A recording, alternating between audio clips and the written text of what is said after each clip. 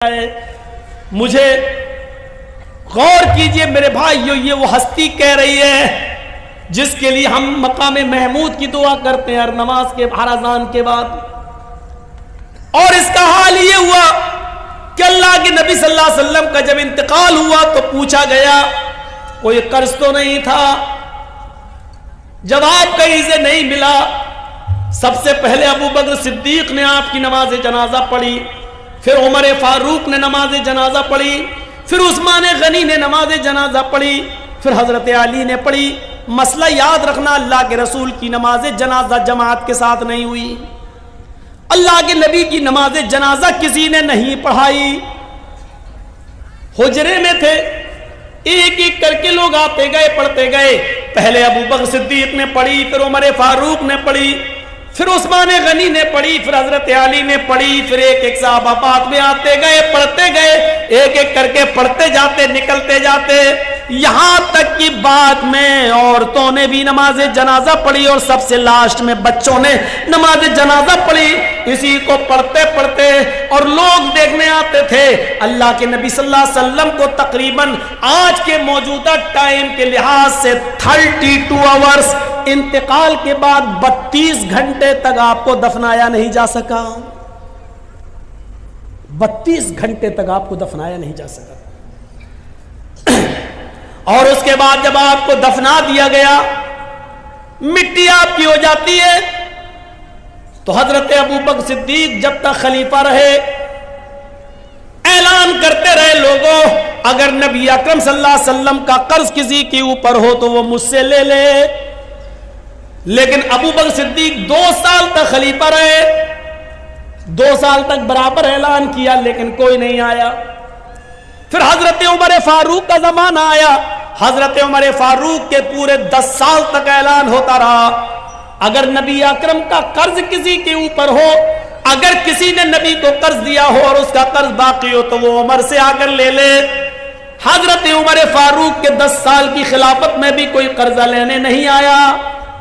حضرت عثمان غنی کا جب زمانہ آیا تو 12 سال تک اعلان کیا جاتا رہا اگر نبی اکرم نے کسی سے قرض لیا ہے تو وہ آ کر مجھ سے قرض لے لے، میں نبی کا قرض دینے کے لیے تیار ہوں. لیکن 12 سال تک عثمان غنی کے زمانے میں بھی کوئی قرض لینے نہیں آیا.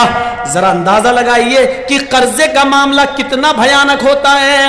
اللہ کے نبی صلی اللہ علیہ وسلم اپنے انتقال سے پہلے خود اعلان کر رہے ہیں اگر کسی کا قرض میرے اوپر ہے تو لے لے.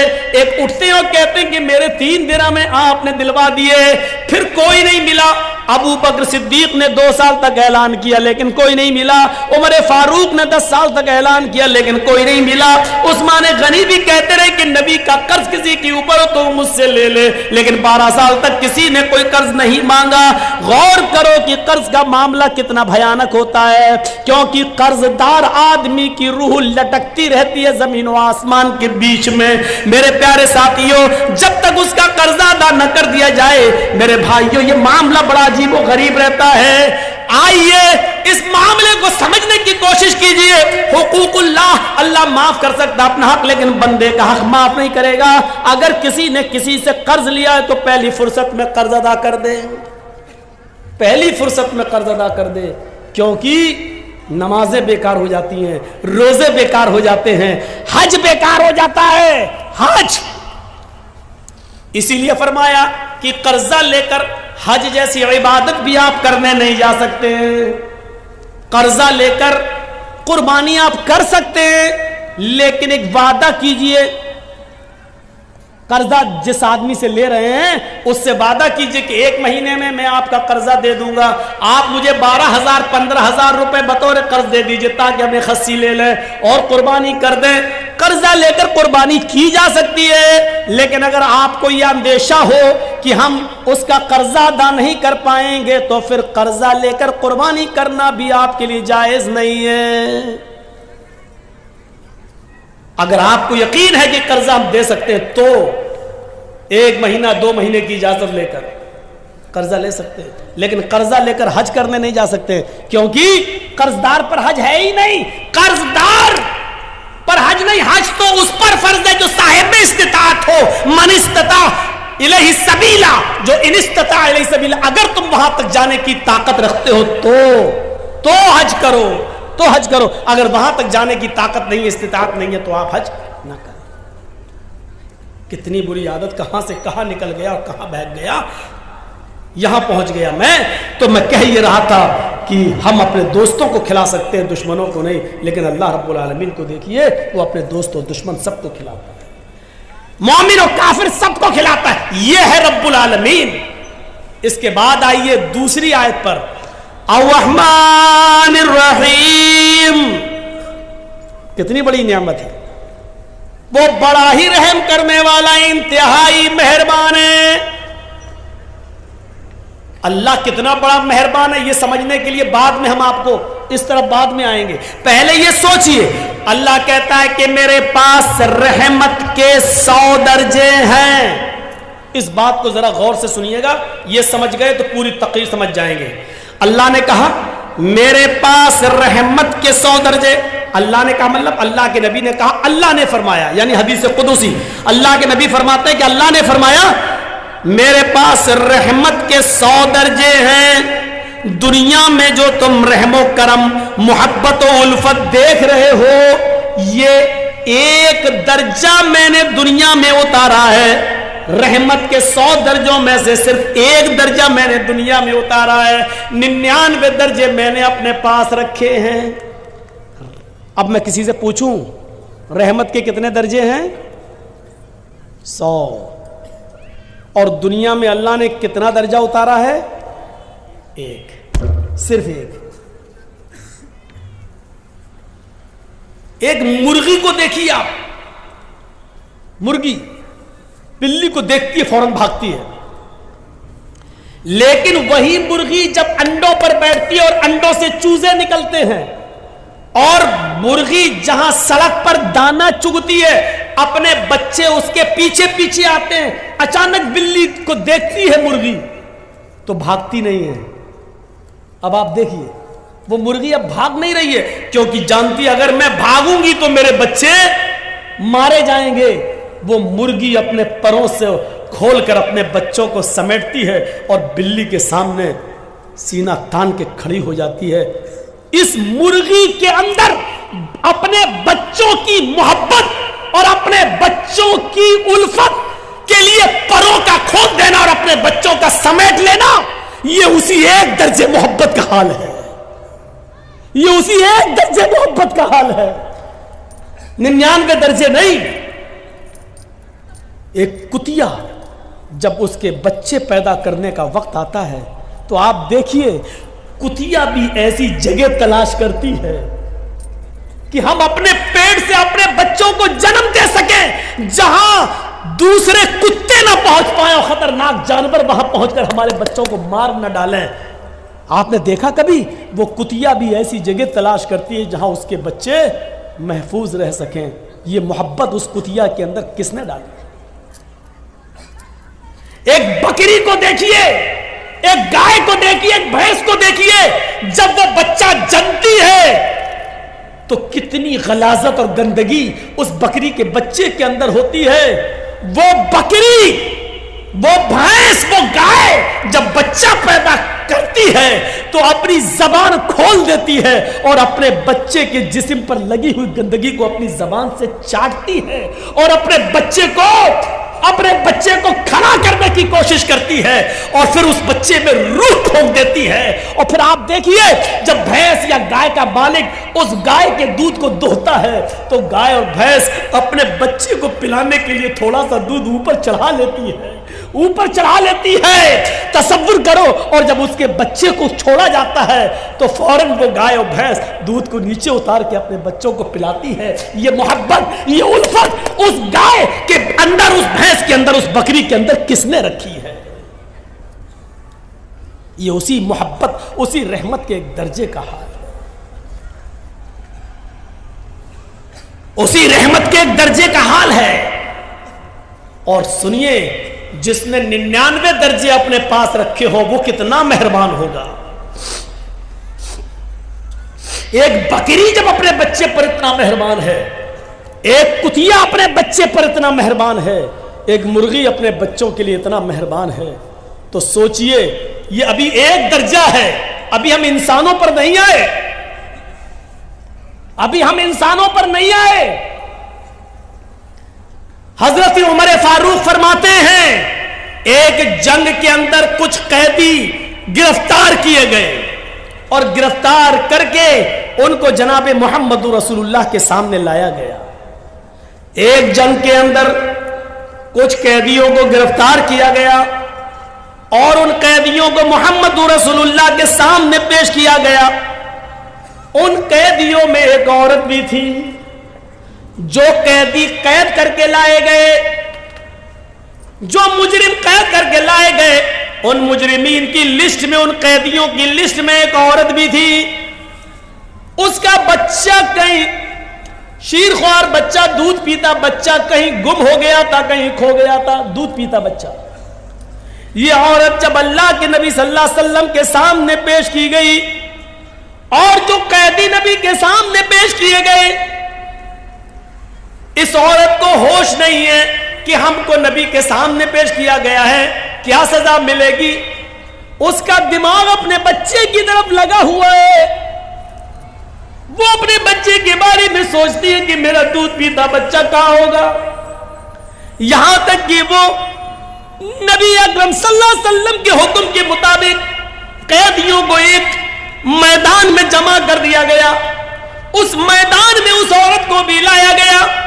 وہ عورت جس بھی چھوٹے بچے کو دیکھتی، جس چھوٹے بچے کو دیکھتی، جس دودھ پیتے بچے کو دیکھتی، اس سے چھین لیتی اور اپنے پستان سے اس بچے کو لگا کر دودھ پلانے لگتی۔ اللہ کے نبی نے پوچھا ایسا یہ عورت کیوں کر رہی ہے؟ جس عورت کے بچے کو دیکھتی یہ پکڑ لیتی اور اپنے پستان کا دودھ پلانے لگتی، ایسا کیوں ہے؟ جواب ملا اللہ کے نبی، اس عورت کا بچہ کہیں گم ہو گیا ہے، اس لیے یہ ہر بچے کو اپنا بچہ سمجھ رہی ہے۔ اللہ کے نبی نے اس عورت کی اس محبت کو دیکھا، اس عورت کی اس رحمت کو دیکھا جو دوسروں کے بچے کو اپنا بچہ سمجھ رہی ہے۔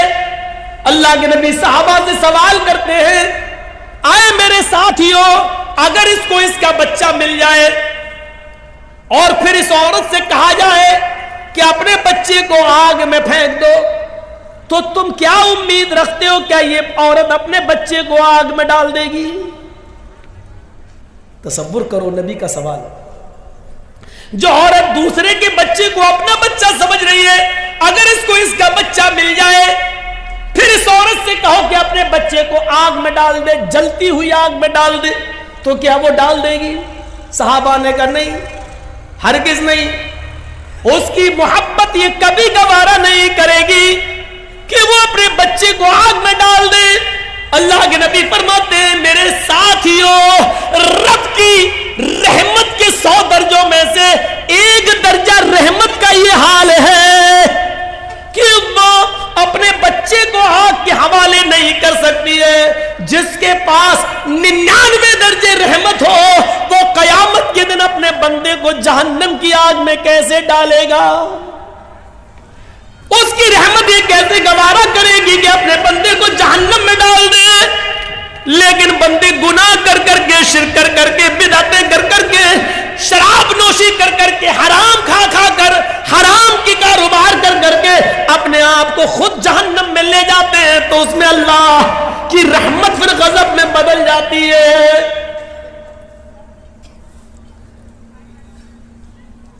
ورنہ رب کی رحمت یہ گوارا نہیں کرے گی۔ جس کے پاس 100 درجے رحمت ہو وہ کیسے گوارا کرے گا کہ میرا بندہ جہنم میں جائے؟ آپ ایک مثال کو سمجھنے کی کوشش کریں۔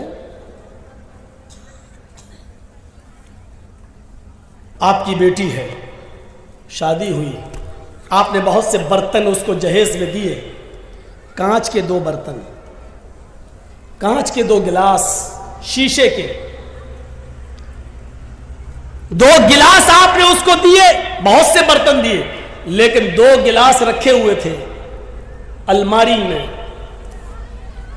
اور کانچ کے دونوں گلاس جس کو آپ کی بیٹی سسرال میں جانے کے بعد روزانہ صاف کر کے رکھتی تھی، اچانک دونوں گلاس گرتے ہیں نیچے. ایک گلاس تو ٹوٹ کر ٹکڑے ٹکڑے ہو جاتا ہے اور دوسرا گلاس بچ جاتا ہے. اتفاق ہے، دوسرا گلاس بچ جاتا ہے. اب آپ سے میں پوچھتا ہوں، آپ کی بیٹی کس گلاس کی حفاظت کرے گی، جو بچ گیا اس کی یا جو ٹوٹ گیا اس کی؟ کوئی بھی عقل مند انسان ہوگا، اس کو اگر کھڑا کر کے پوچھا جائے تو وہ یہی کہے گا، ارے جو ٹوٹ گیا ہے اس کی کیا حفاظت کرے گی، وہ تو چکنا چور ہو گیا ہے. اس کی حفاظت کرے گی جو بچ گیا ہے. تو جو گلاس بچ گیا اس کو اٹھائے گی، اس کو پوچھے گی اور پھر رکھ دے گی، اور جو ٹوٹ گیا، چکنا چور ہو گیا، وہ جانتی ہے کہ یہ جڑ نہیں سکتا. اب اس کو گھر میں بھی رکھنا گوارا نہیں کرے گی. جھاڑو سے ادھر ادھر کانچ تو نہیں بکھر گئی، کسی کے پیر میں نہ چپ جائے، اس لیے اس جگہ کو صاف کر کے اس ٹوٹے ہوئے کانچ کے گلاس کو صاف کرے گی اور ایک برتن میں لے کر ڈسٹ بن میں ڈال دے گی یا باہر کوڑے میں جا کر پھینک دے گی. اس ٹوٹے ہوئے گلاس کو کبھی وہ اپنے پاس نہیں رکھے گی. کیوں؟ ہر چیز کا ایک کوشچن ہوتا ہے، کیوں؟ یہ بھی ایک کوشچن ہے. وہ صحیح سلامت گلاس کی حفاظت کر رہی ہے، لیکن ٹوٹے ہوئے گلاس کو گھر سے باہر کیوں پھینک رہی ہے؟ اس کیوں کا جواب ہے، صحیح سلامت گلاس کی حفاظت اس لیے کر رہی ہے کیونکہ وہ کام کی چیز ہے، وہ پینے کے کام آئے گا، مہمانوں کو پانی پلانے کے کام یا چائے پلانے کے کام یا دودھ پلانے کے کام آئے گا. لیکن ٹوٹا ہوا برتن کسی کام کا نہیں، اس لیے اس کو باہر پھینک رہی ہے. چلیے اب میں آپ سے پوچھتا ہوں کہ ایک ماں کے دو بیٹے ہیں، دونوں بیٹے جوان ہیں،